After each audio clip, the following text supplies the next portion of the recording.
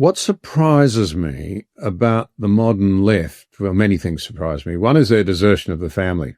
If there's one thing the Labor Party and the left used to be good at, it was defending the family. They never talk about family now. But another thing that surprises me is that for all of the talk about personal freedom and personal autonomy, allowing people, complete control over their lives, there seems to be, and I think you've touched on this, a deep authoritarianism in much of the modern Labor left, and in particular in the government you have in Britain today. Apart from their restrictions on free speech and the contortions they go to trying to manipulate the narrative around grooming gangs and other events like that, what do you see as the evidence that they're deeply authoritarian? The Labour government in Britain is, I think, probably one of the most authoritarian governments I've seen in my lifetime. I mean, Tony Blair and Gordon Brown, their Labour governments also were notorious for having an authoritarian streak. But Keir Starmer brings a sort of a legal, bureaucratic, managerial aspect to it, whereby this government has, presided over a pretty visible erosion of free speech and free expression.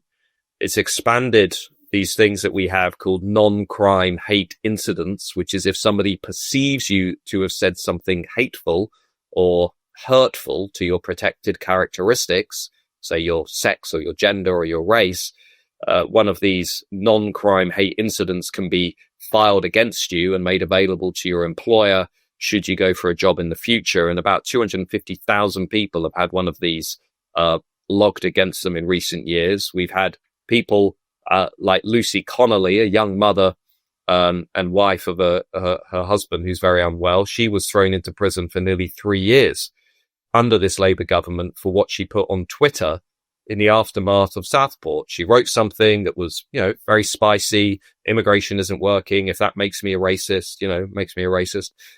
4 hours later, she deleted it, thought better of the tweet, and she was put in prison for nearly 3 years, and she was denied access to see her family. Whereas we've had Labour politicians who have physically assaulted their own constituents. We've had one Labour MP who was suspended from Parliament because he was filmed beating up one of his constituents at 2:00 in the morning, and he didn't go to prison. So there's been this perception of a two-tier society whereby if you are challenging the left's sacred values, you're much more likely to be dealt with this authoritarian response than if you're, say a member of a minority group or member of the Labour Party.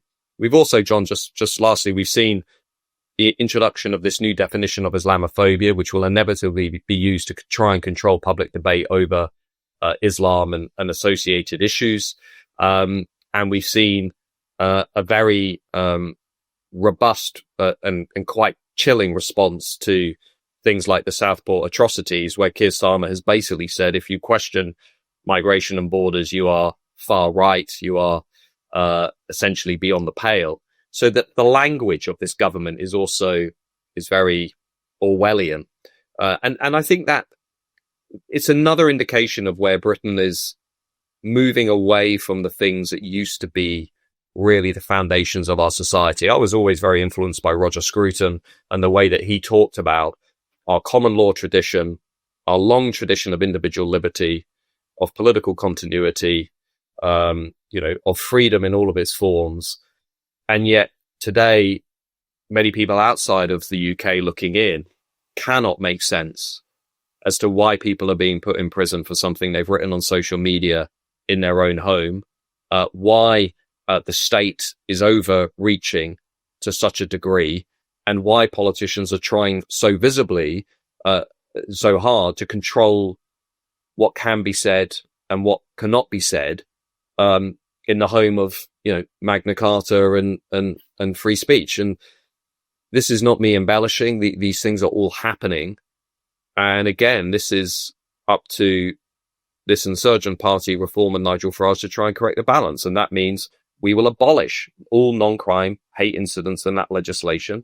We will abolish hate law, the hate law industrial complex. We don't need it. We've got laws from the 1980s that make it clear if you are racist, if you are discriminatory, we have laws that can deal with that. We do not need this Orwellian layer on top, which is sort of mainstream this notion of hate.